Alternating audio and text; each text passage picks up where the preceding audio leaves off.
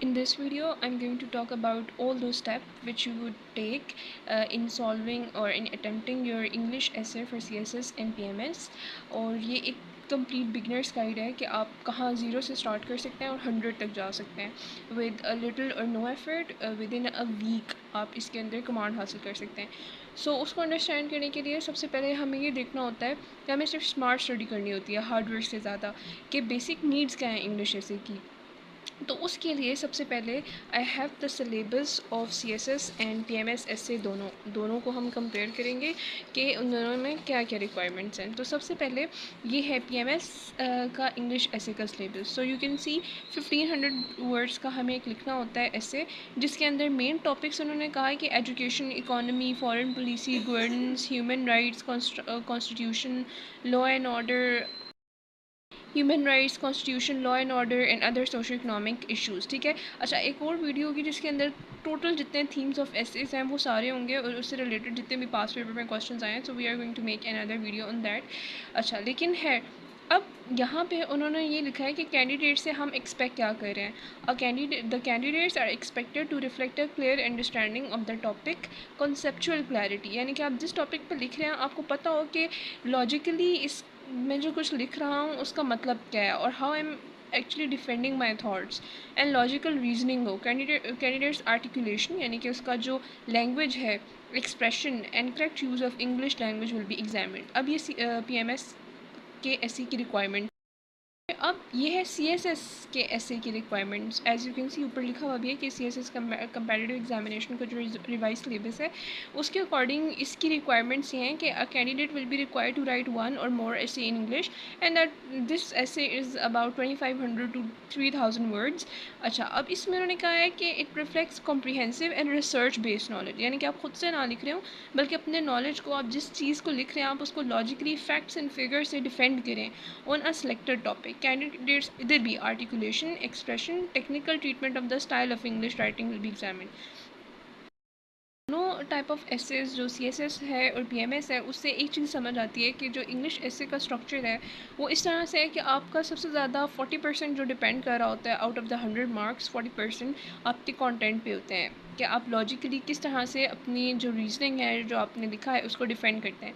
25% depends upon your language, correct use of English grammar, sentence structure और वो सारा कुछ.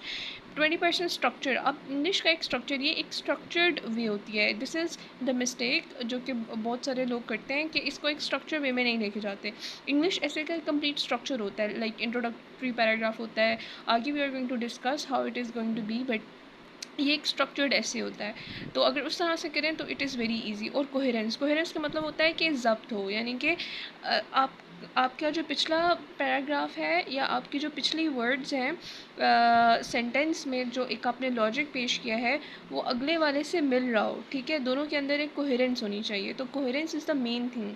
अगर कोहेरेंस नहीं होती, आपने सारा कुछ फैक्ट्स एंड फिगर भी दे दिए, लॉजिक भी दे दिया, लेकिन वो सारा स्कैटर्ड नॉलेज है, वो एक उसमें नहीं है. अच्छा, अब जो हमने स्टेप्स की तरफ आते हैं कि जो हमने स्टेप्स करने हैं. सबसे पहला स्टेप क्या होगा कि जब हम ऐसे करने बैठ रहे हैं, अब ये तब हम कर रहे हैं जब हम प्रैक्टिस कर रहे हैं. इट इज़ नॉट लाइक कि आप पेपर में जाके you are going to do the step for the first time. सबसे पहले क्या करना है, you have to write the headings कि ऐसे है, let's sport about the global warming है या फिर टेररिज्म है या टूरिज्म है, जिसके ऊपर भी है. आपने लिखना है कि सबसे पहले मैंने इंट्रोडक्टरी लिखना है, फिर उसके बाद मैंने अपना क्रंच पैराग्राफ लिखना है, उसके बारे में मैंने ये बात करनी है, आई हैव दिस नॉलेज. और उसके अलावा ग्लोबल वार्मिंग है तो इसके इफ़ेक्ट्स क्या हैं, इम्पैक्ट्स क्या हैं, कॉजेज़ क्या हैं, इसके ऊपर डिफरेंट पैराग्राफ्स आ जाएंगे. How we can control global warming. उसके अलावा इसके कंट्रोल, उसके अलावा पाकिस्तान में जो इदारे हैं जो इस पे काम कर सकते हैं, एक स्ट्रैटेजी, मतलब बहुत सारी इसके ऊपर हेडिंग्स में आपने वो हेडिंग्स में. उसके बाद you have to do a brainstorming. किस तरह ब्रेन स्टॉर्मिंग में अब you not have to stop yourself और you not have to limit yourself on one step. अब जैसे यहाँ पर लिखा हुआ है डाइवर्जेंट थिंकिंग. डाइवर्जेंट और कन्वर्जेंट में क्या डिफरेंस होता है. Divergent means if this is a point so you have to go like this. कोई इधर जा रहा है, कोई लाइक, आपने ये देखना कि अपने थाट्स को एक जगह पे महदूद करना है. You can think about anything, जो भी जहन में आता है ना about global warming, anything, you just have to jot it down in a paper. जो थर्ड स्टेप है उसमें माइंड मैपिंग, उसमें आपने सोचना है कि अच्छा मैंने ये हेडिंग्स लिखी थी ब्रेनस्टॉर्मिंग में, इनमें से किस हेडिंग को मैं डिफेंड कर सकती हूँ, यानी कि अगर जिसके बारे में मेरे पास फैक्ट्स और डेटा है मैं अपनी थॉट्स को डिफेंड कर सकती हूँ कि हाँ मैंने इसके बारे में ये फैक्ट्स एंड फिगर्स हैं, एक स्टैटिस्टिकल डेटा है, तो इस तरह से ये चीज़ जो है मैं जो कह रही हूँ वो ठीक है। तो उन हेडिंग्स को निकाल लेना है और वो हमारे ऐसे का पार्ट बन जाएंगी। बाकी जो है जिनके बारे में you can not logically defend them, तो उसको फिर बेशक डिस्कार्ड कर दें। Coming toward the main thing कि जब हम ऐसे स्टार्ट करेंगे तो स्टार्ट कैसे होगा, तो सबसे पहले हमें आउटलाइन बनानी होती है। अब आउटलाइन के भी मार्क्स होते हैं, तो outline is a must thing. Outline में आपने क्या लिखना है, आपने लिखना है कि मैंने इंट्रोडक्टरी पैरा लिखना है, क्रंच पैराग्राफ है, कुछ बॉडी पैराग्राफ्स हैं, अब उनकी क्या लेंथ होगी वो भी पूरी एक कैलकुलेशन है, that I will also explain. And पे एक कंक्लूजन होगा, ठीक है। अब जो इंट्रोडक्टरी पैराग्राफ है, सबसे पहले इंट्रोडक्टरी पैराग्राफ इस ये 200 to 250 वर्ड्स का होना चाहिए। उसके बाद जो सेकंड पैराग्राफ होता है वो होता है क्रंच पैराग्राफ, ये 100 से 120 वर्ड्स का होना चाहिए। उसके बाद आ जाते हैं बॉडी पैराग्राफ, जिसके अंदर you have to defend your essay, जो भी आपने अपना टॉपिक लिखा है। अब ऐसे की ना 3 टाइप्स होती हैं और उन हर टाइप्स पे ऐसे लिखना एक डिफरेंट चीज़ होती है, अनलेस एक आर्गुमेंटेटिव ऐसे ना हो जिसमें आपने बेसिकली डिफेंड करना होता है, वरना कुछ जैसे एक्सपोजिटरी ऐसे है तो उसके अंदर you have to just write the अच्छा descriptive information about any topic. So we are also going to make a video जिसके अंदर we will be explaining the difference between all 3 type of essays and how to attempt them. अच्छा फिर सारे paragraph, body paragraph जिसके अंदर हमने ये explain करना है कि क्या है कैसे है और your view point about the topic. उसके बाद कंक्लूजन 150 से 180 वर्ड्स का होना चाहिए। अब अगर हम देखें तो इंट्रोडक्टरी पैराग्राफ, क्रंच पैराग्राफ और कंक्लूजन, ये 3 पैराग्राफ्स जो है ना ये मस्ट है, ये फिक्स्ड पैराग्राफ्स हैं, फिक्स वर्ड्स हैं जो कि होंगे ही होंगे। तो जो फिक्स वर्ड्स बन गए वो तकरीबन 500 बन गए, और बॉडी पैराग्राफ 2000 टू 2500 वर्ड्स का होना चाहिए, मतलब हमने 2500 टू 3000 वर्ड्स तक जाना है। अगर हम इसको डिवाइड करते हैं अबाउट 120 टू 100 की लिमिट के अंदर, तो हमें यहाँ से पता चलता है कि बॉडी पैराग्राफ्स तकरीबन 16 या 18 होने चाहिए, यानी कि 18, या हम इसका मीन ले लेते हैं तो 17 बॉडी पैराग्राफ्स होने चाहिए, अबाउट 100 टू 200 वर्ड्स ईच, ठीक है। इस तरह से करके ये एक स्ट्रक्चर्ड ऐसे बन जाता है। उसके अंदर आप कोहेरेंस कैसे अचीव करनी है, कंटेंट कहाँ से लाना है, लैंग्वेज कैसे लाना है, that is going to be another video, क्योंकि this is an extensive topic and could not be explain in one video.